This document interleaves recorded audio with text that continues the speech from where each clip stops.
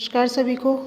आज हम कक्षा 11 की समाजशास्त्र की ऑनलाइन क्लास में पाठ्य पुस्तक समाज का बोध से पाठ 4 पाश्चात्य समाजशास्त्री एक परिचय पढ़ेंगे। समाजशास्त्र को कभी कभी क्रांति के युग की संतान भी कहा जाता है। ऐसा इसलिए कहा जाता है क्योंकि इसका जन्म 19वीं शताब्दी में पश्चिमी यूरोप में हुआ था। इस बारे में बताया गया है कि जो समाजशास्त्र को क्रांति का युग कहा जाता है, क्रांति के युग की संतान कहा जाता है। और क्रांति के युग की संतान इसलिए कहा जाता है क्योंकि इसका जो जन्म हुआ है वो पश्चिमी यूरोप में हुआ है, जहाँ विगत 300 वर्षों के क्रांतिकारी परिवर्तनों ने वहाँ के लोगों के जीवन को निर्णायक रूप से बदल दिया है। अब कह रहे हैं वहाँ पर 300 वर्षों से क्रांतिकारी परिवर्तन हो रहे हैं और इस कारण से वहाँ के लोगों का जो है जीवन भी बदल गया है। समाजशास्त्र के अभ्युदय में 3 क्रांतिकारी परिवर्तनों का महत्वपूर्ण हाथ है, महत्वपूर्ण स्थान है। अब इसमें बताया जा रहा है कि जो समाजशास्त्र में जो परिवर्तन हुए हैं उसमें या जो उदय हुआ है उस उदय में 3 क्रांतिकारी परिवर्तनों का महत्वपूर्ण स्थान है।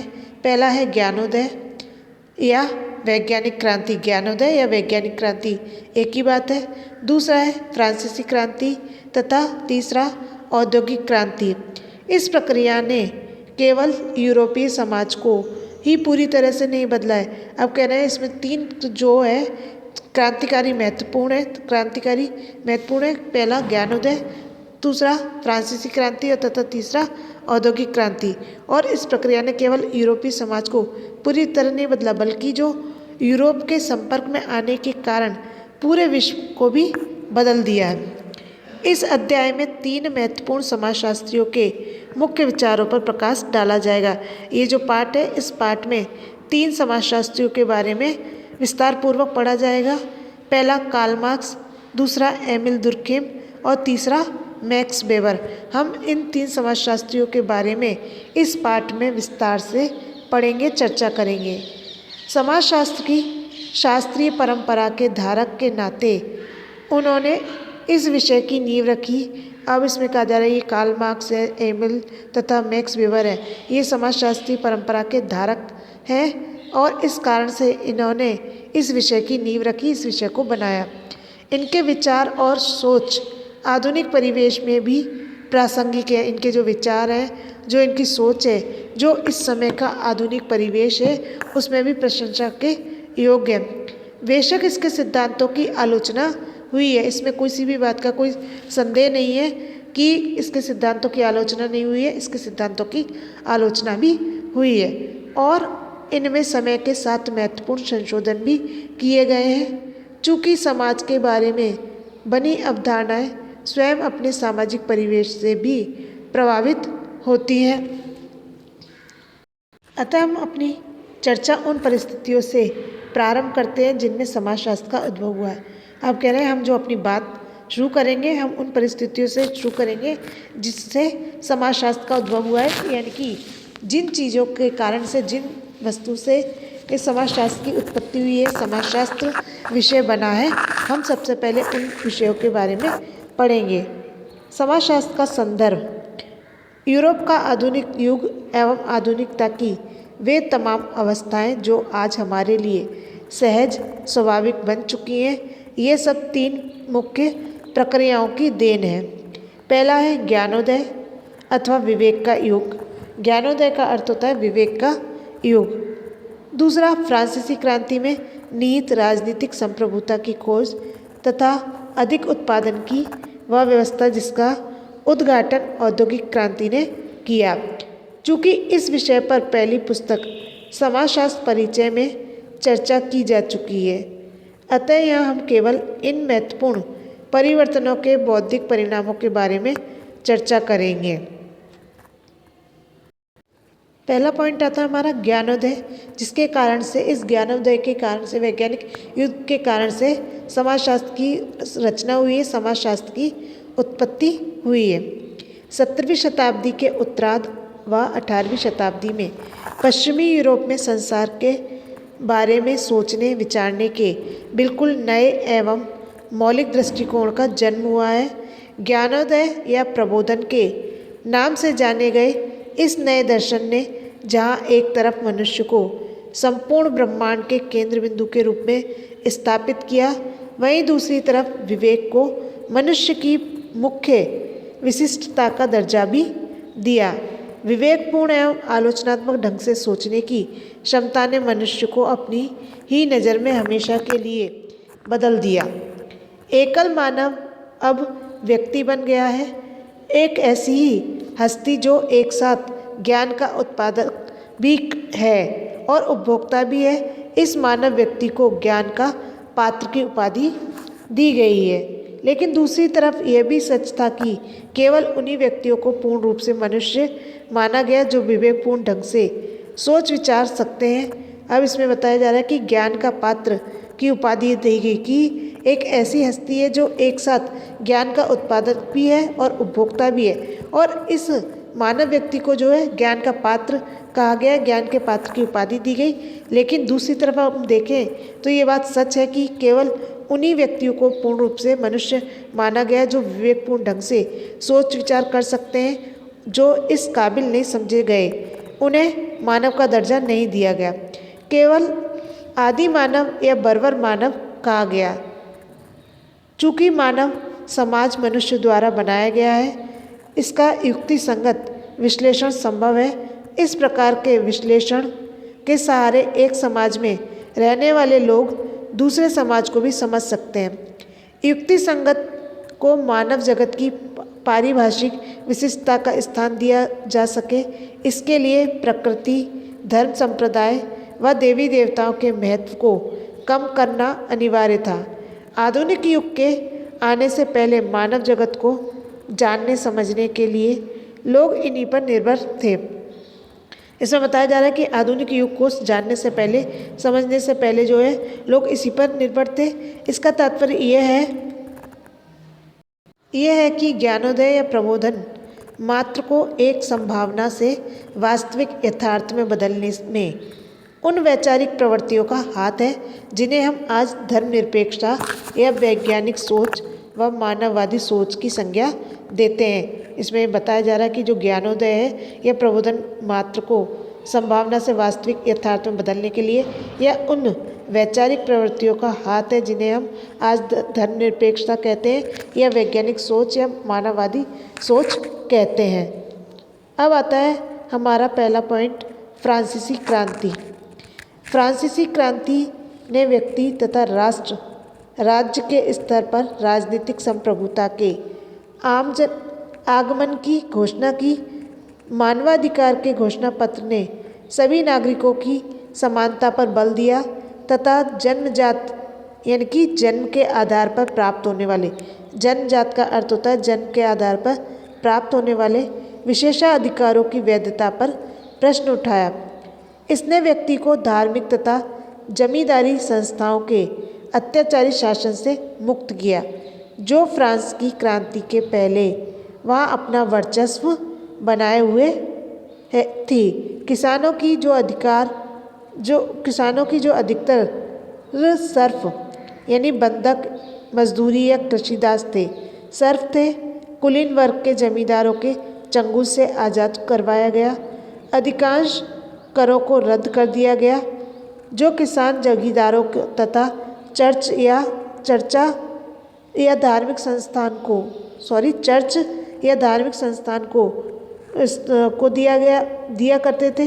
गणतंत्र के स्वतंत्र नागरिक होने के नाते प्रभुत्व संपन्न व्यक्ति हकों को व अधिकारों के धारक बने तथा उन्हें कानून और राजकीय संस्थाओं के समक्ष समानता का अधिकार भी प्राप्त हुआ।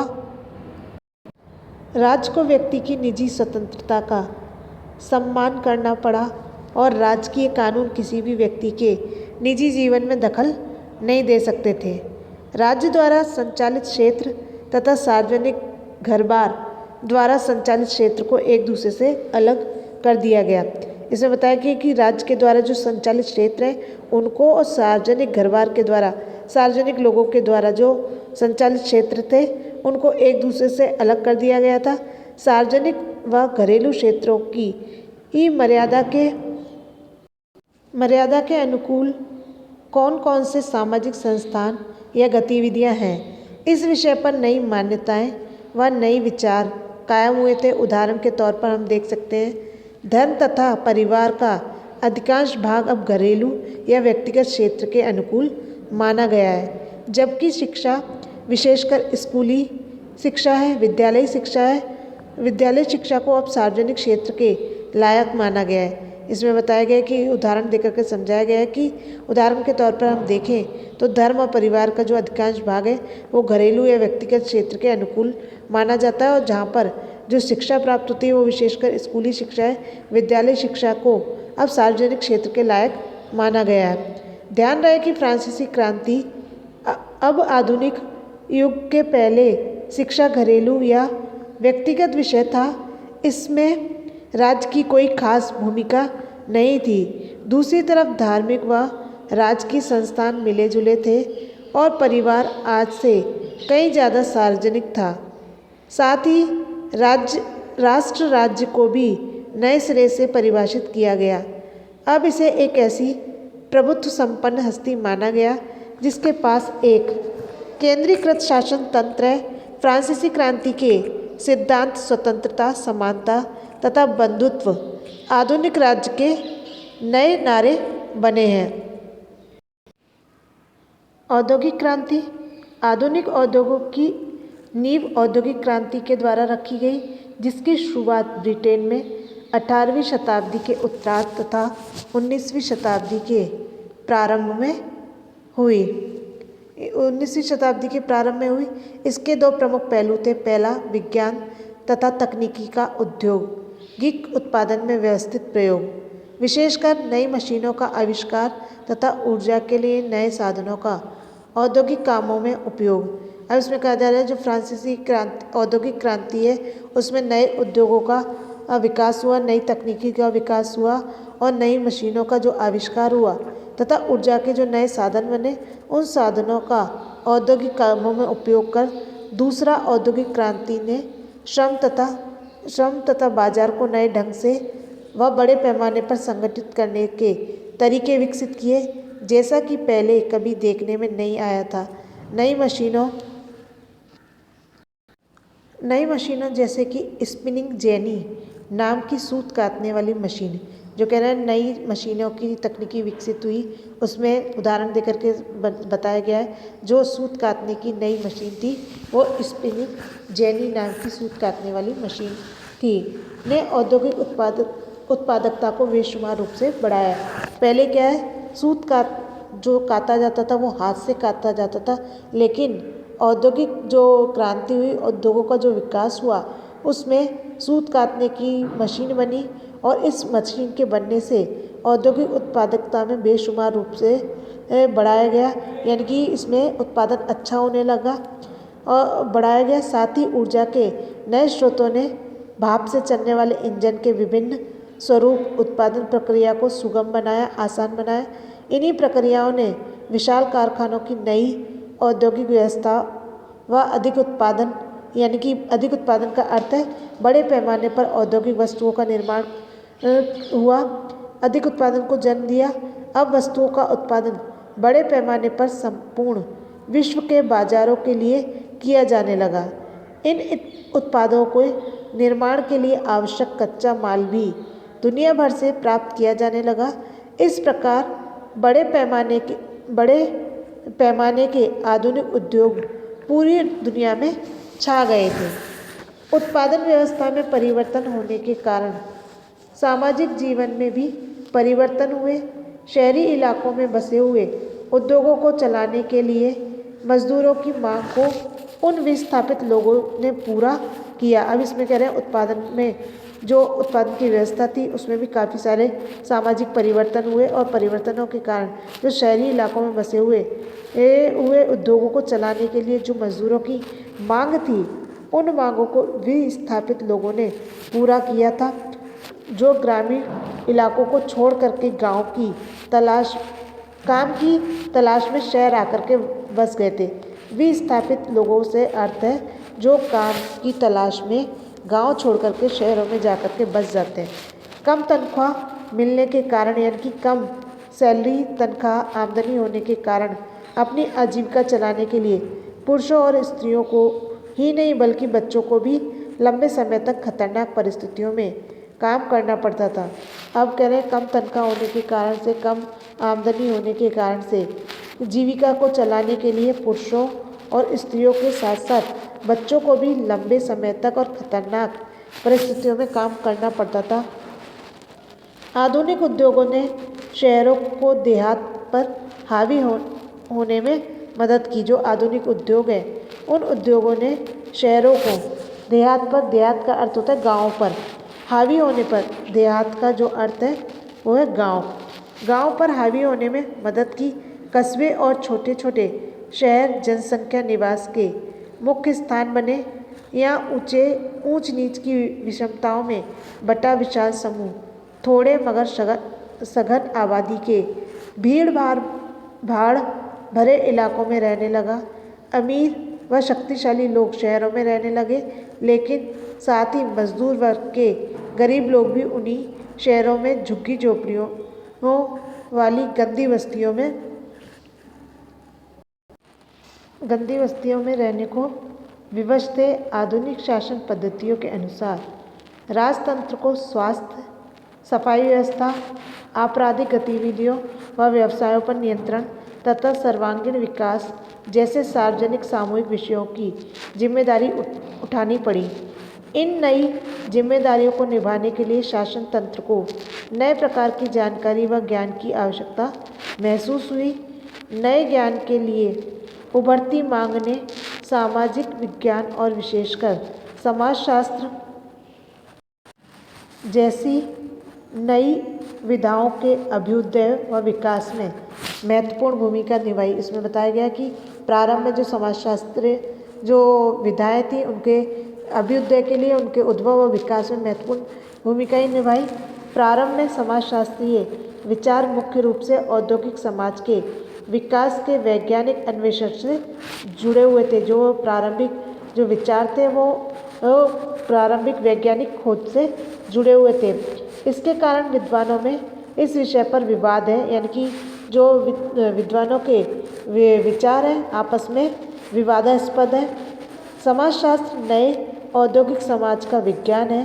अनुभव को आधार बनाकर सामाजिक तौर तरीकों पर वैज्ञानिक विचार विमर्श तभी संभव हुआ जब